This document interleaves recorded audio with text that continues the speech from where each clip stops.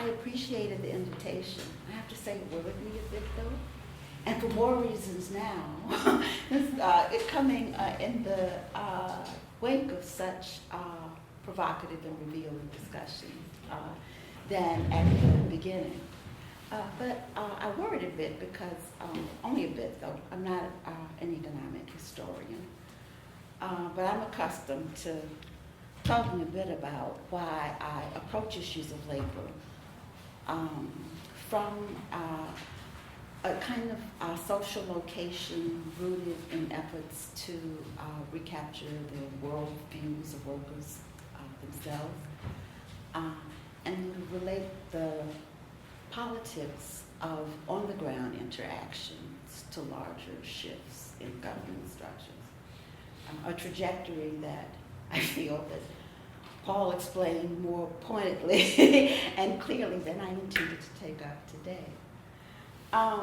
But even so, not being an economic historian didn't worry very much. Not so much the principles of investigation, but there were some practical considerations that gave me pause. Most of my working library and a good bit of my leisure library as well is now stored in boxes beyond my reach as a result of a fire. And even in a digital era, not having your library where you expect it to be can create some disruption. Actually, it was Gavin Wright's account of his encounter with a fire that he explained destroyed his notes that suggested at least a strategy for how I might not send you an email, Paul, and say it's impossible, but frame a way for talking with you today about modern ideology and modern slavery. The focus is quite specific. It was my goal to read the documents collected by the Freedmen and Southern Society Project based at Maryland, their most recent volumes that I hadn't had a chance to look at, and use them as a way of thinking about some of the implications of slavery in the modern era, its transformations, and maybe if I didn't call it that, something of the troubling trajectory that seems to be implicit in this specific moment.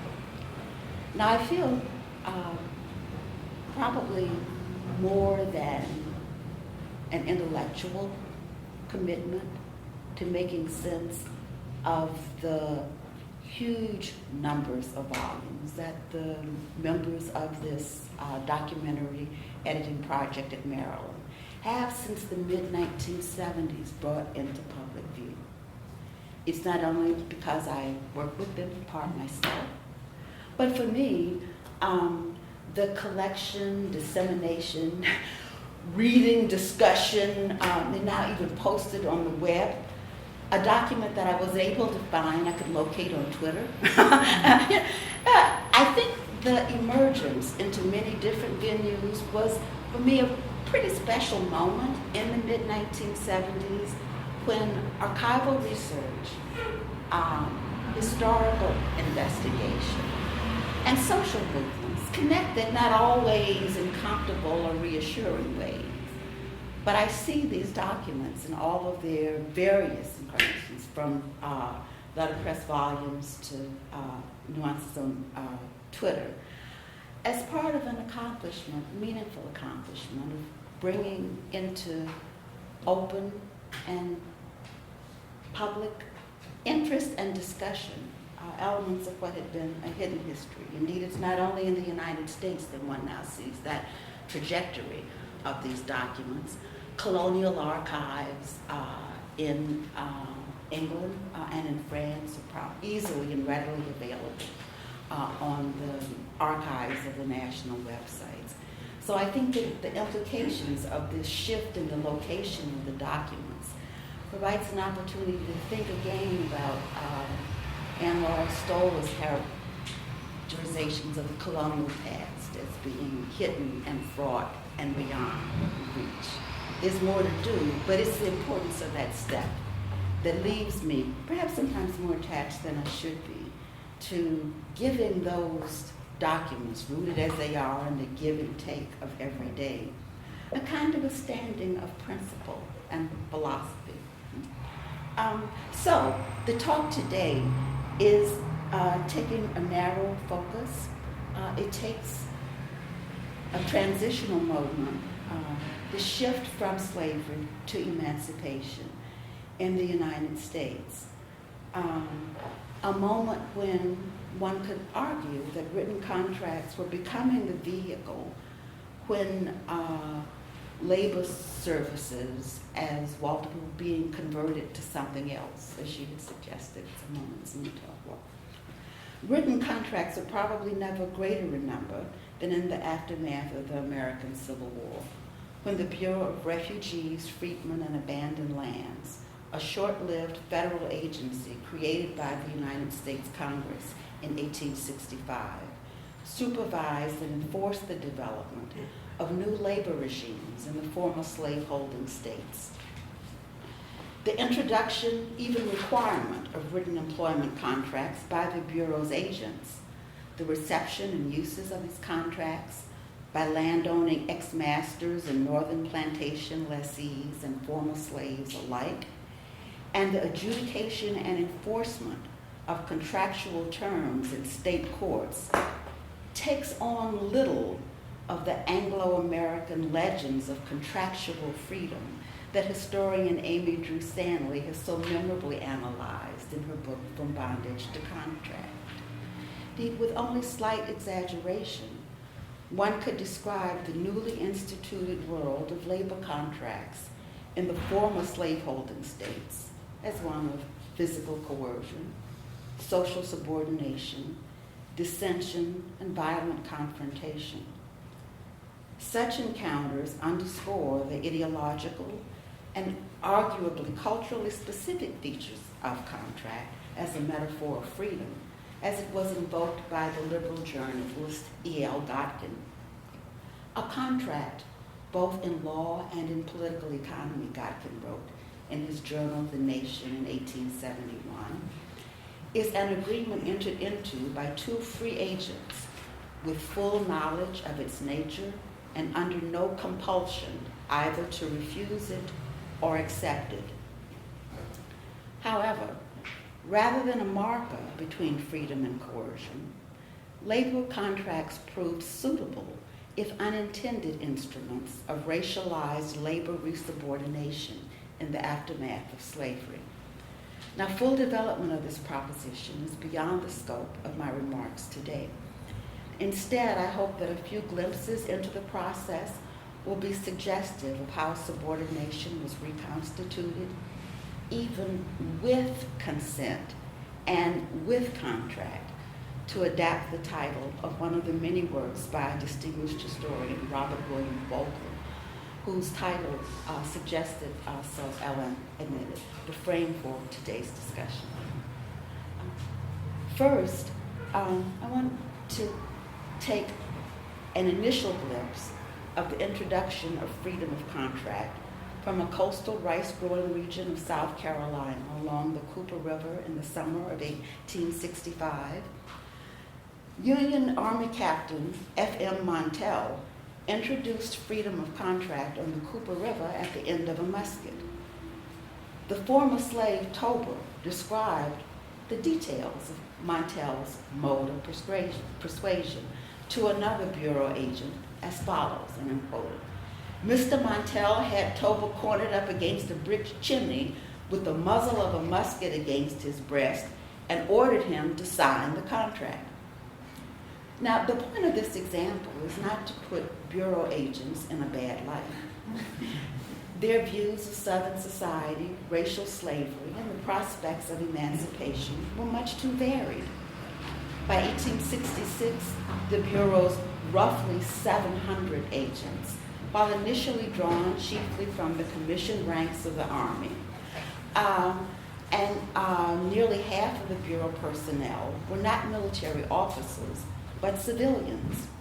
So, according to the editorial collective of the Freedmen and Southern Society Project's most recent volume, in their documents-based history of emancipation in the United States, a few civilian agents were Northerners, mainly former Army officers who remained with the Bureau after their muster out. Most, however, were white Southerners who resided in the area over which they had jurisdiction. I mention these details then to propose that the Bureau is probably best understood not as an instrument of post-war sectionalism or as a product of the overreach of federal bureaucracy in Washington. Some of the limitations of Bureau operations, I think, must be traced to the weaknesses of the model of contractual relations that it was introducing. Let us return to the former slave man, Tober, who encountered the freedom of contract, still backed against the wall, facing a soldier's musket. This encounter had social and historical roots that shaped the behavior of both parties. Contractual transactions, despite their individualized, momentary frames, did not begin the world anew. The expectations and the behaviors of both the Bureau agent and the former slave in this encounter reflect this history. Now, here I'm going to have to infer some of the events that might have shaped the abruptness of the confrontation.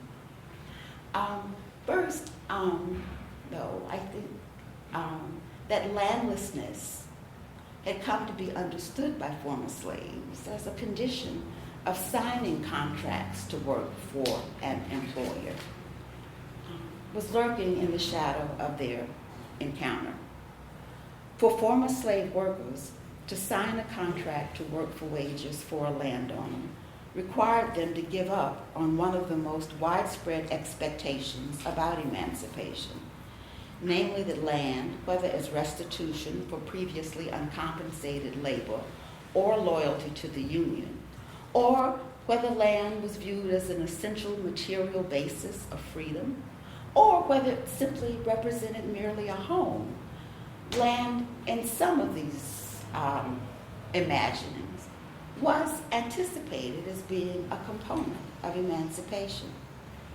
Expectations of this desire underlay the reluctance and delay in signing contracts that were widely reported by Bureau agents for as long as they were in the South. Work stoppages, labor demonstrations, and military-style marching by squads of emancipated agricultural workers accompanied the onset of a new contract year in many plantation districts, including Montel's Cooper River region. So he may have been a bit on edge.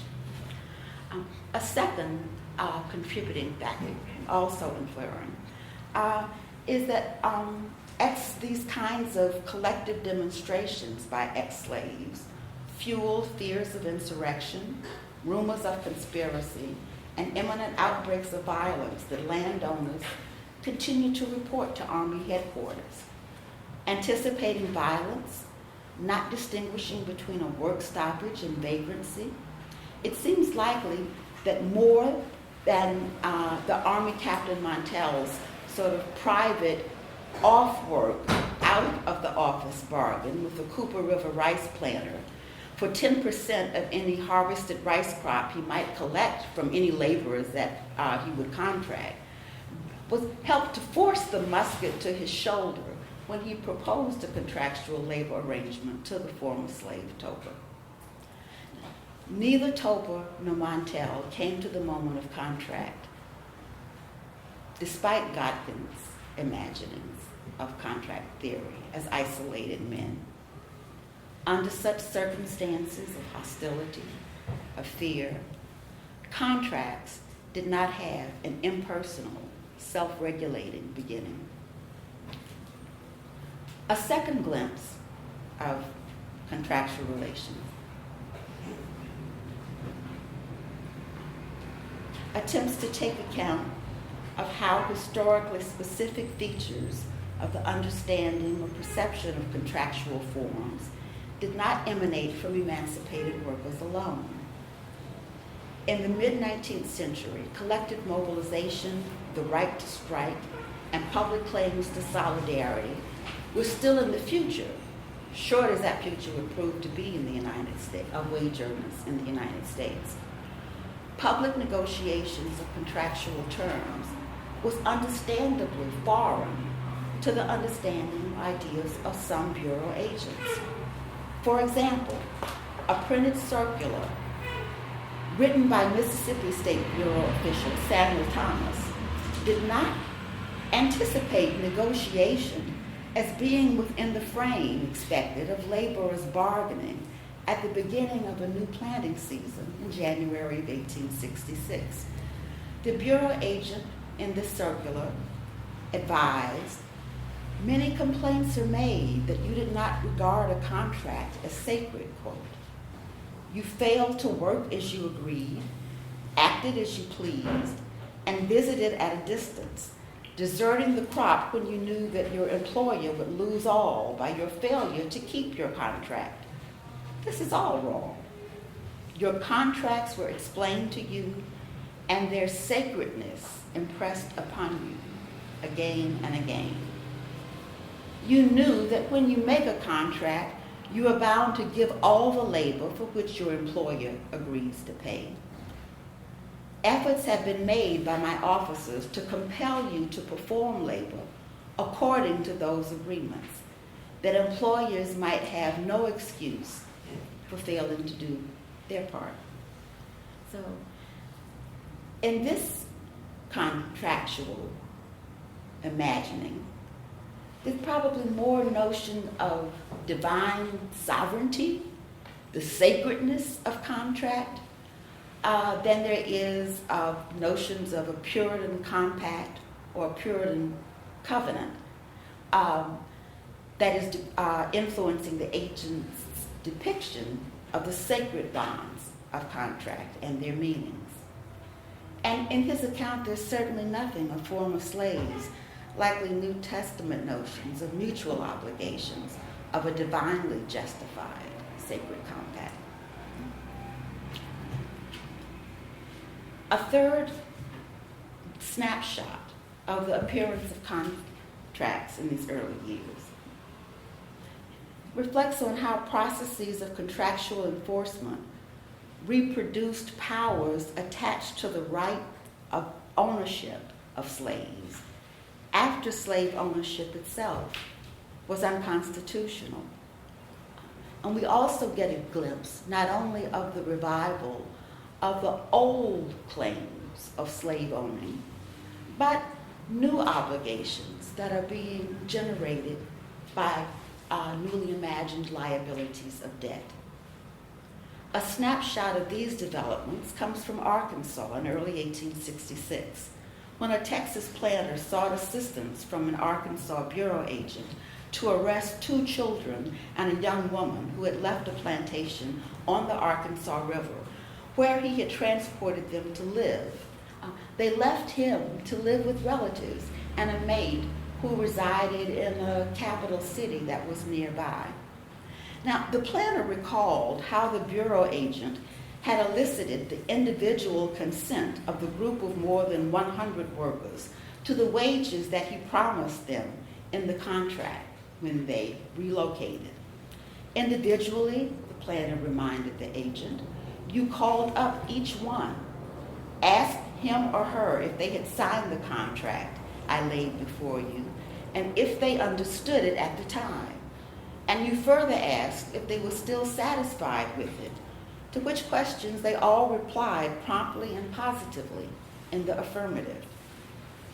The agent, upon studying the Arkansas State Code, concluded, I find nothing in those laws which justifies punishment or imprisonment except in cases of fraud. A white man, he informed his supervising officer, cannot be arrested for non-fulfillment of this contract.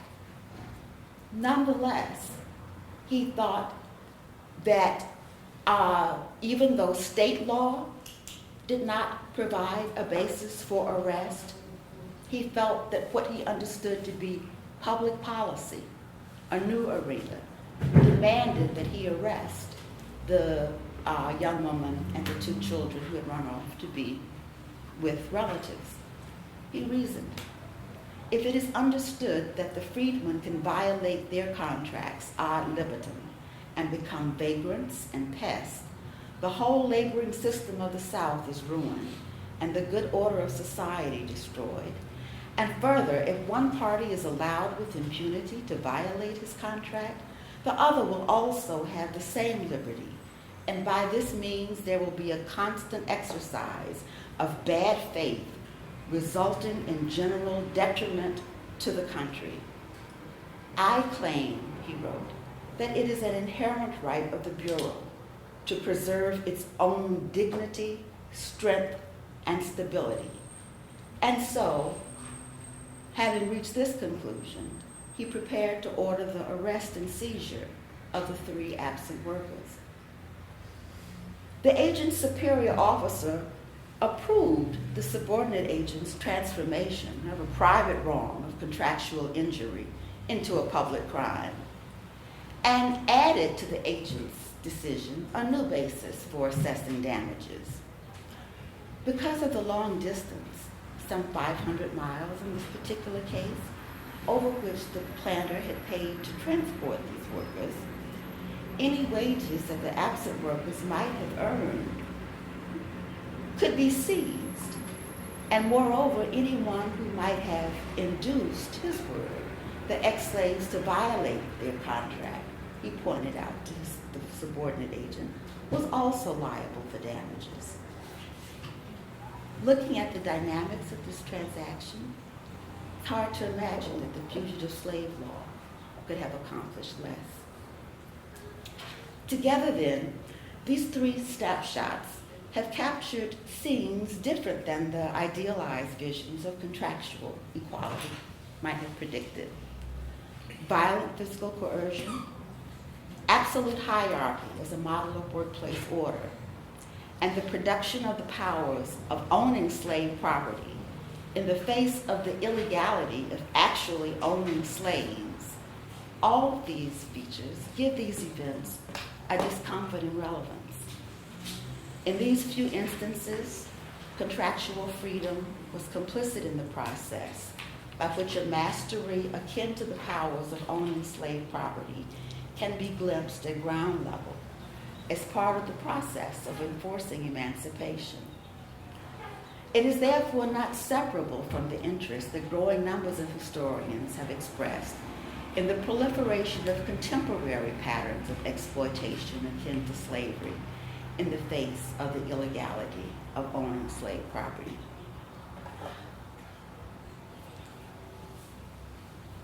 Now, I think the examples perhaps go but a short way towards addressing Alain's opening remarks about bound labor.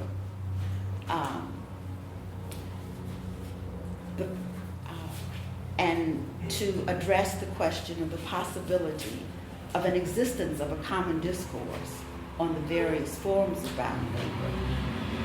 But it does, I hope, suggest that whether or not we are creating an artificial category in using the term bound labor might well be worth the risk. As historian Moses Finley observed happily in a collection of essays on ancient slavery and modern ideology, all categories are generated by an ideology. And in his view, he looked forward at that time to breaking what he described as an inescapable linkage between slave, serf, and free. I think the reappearance of the substance of the fugitive slave law and slavery in the face of its fairly recent unconstitutionality might be a move toward breaking that progressive linkage that Finley had in view. Helps, I hope, to make it clear that it is worthwhile to consider the various forms of bound labor in a cross-cultural perspective. less, as Alain suggested, to understand the different the different chains of bondage and servile labor, but perhaps to infer how even consent and contract become implicit or complicit in their reproductions. To reconsider in the end, not only what are the conditions that made it possible to develop bound labor, but the circumstances through which it is recreated and reproduced in contemporary life.